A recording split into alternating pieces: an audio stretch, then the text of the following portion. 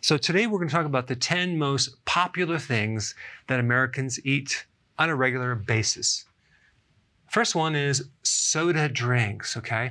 An average American consumes 44.7 gallons of this liquid carbonated syrupy sugar every single year. That is 374 pounds. So you're not just dealing with sugar, you're dealing with phosphoric acid, you're dealing with caffeine, all sorts of chemicals. Next one, bread. An average American consumes 53 pounds of bread per year. So bread contains not only the refined carbohydrates that raise insulin, but bread also contains gluten. And gluten can really tear up your intestine and create all sorts of digestive problems. Not to mention cognitive issues as well.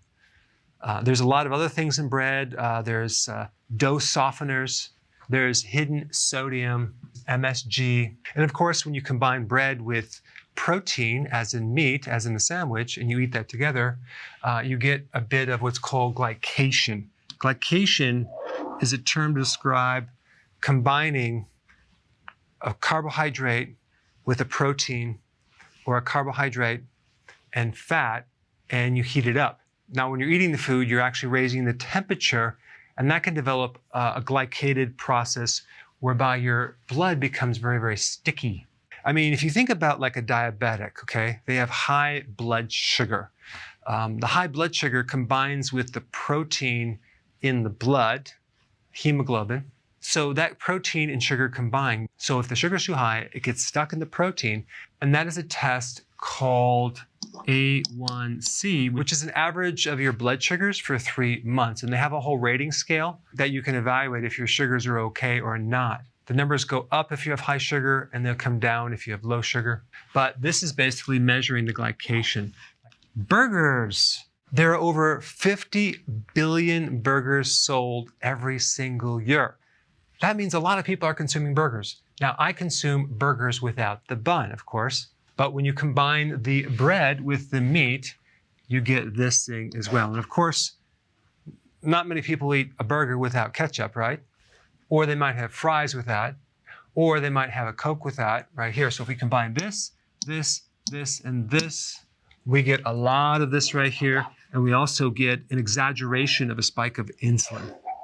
And too much insulin will cause visceral fat, which is not very healthy because it's going to go inside the liver, it's going to go around the organs and create a lot of different problems for you. All right, next one is French fries. An average person consumes 49.2 pounds of potato products every single year. And out of this number, an average American consumes 29 pounds of actual fries. So they also consume chips, potatoes, and other forms of potato.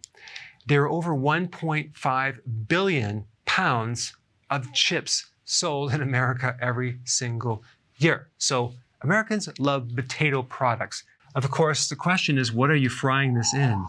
Corn oil, soy oil, which is GMO. Then you have this carb and this fat under high heats.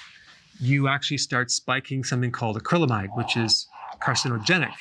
This chemical is created when you combine sugar and amino acids in high temperature. All right, next one is this thing called ice cream, right?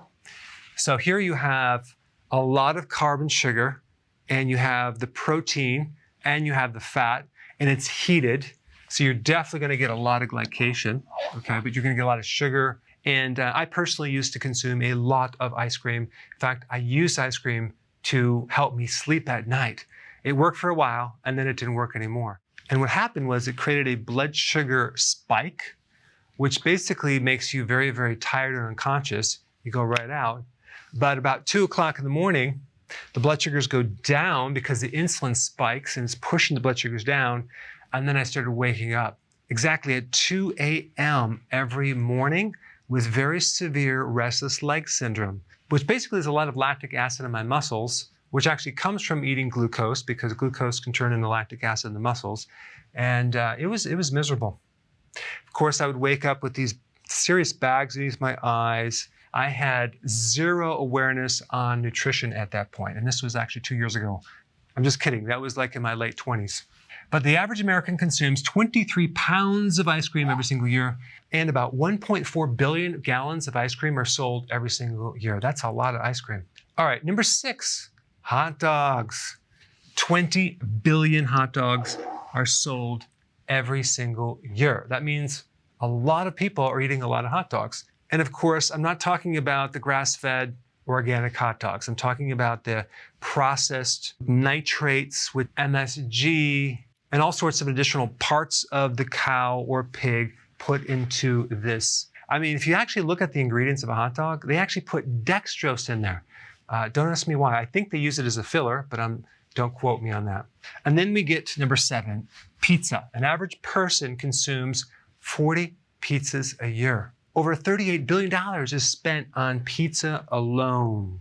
Okay, number 8, Oreo cookies. There are over 2.5 billion packs of Oreo cookies sold every single year. In fact, if you look at the ingredients on an Oreo cookie, it's just different forms of sugar, and then the last ingredient is like chocolate. It's not the last part, which means there's not as much chocolate as you might think, but there sure is a lot of sugar. All right, number 9, chicken nuggets and chicken strips. Well, there are over 2.3 billion servings of chicken nuggets every single year, and 1.5 billion servings of the chicken strips sold every single year.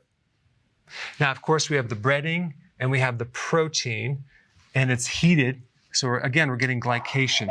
We're getting a spike in insulin. And we're also deep frying in this GMO soy or corn oil, which is very inflammatory.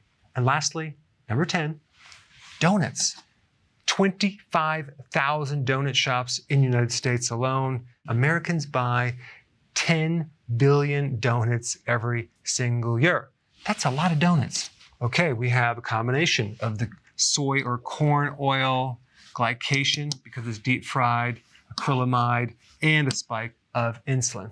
So now it's very obvious to see why Americans have insulin resistance and they're overweight and they have all sorts of symptoms related to high levels of insulin, fatty liver, obesity, heart disease, increased risk of stroke, inflammatory conditions, sleep apnea, and the list goes on and on and on. If you haven't seen my video on the toxicity of sugar, you might want to check it out. It's right here. Boom.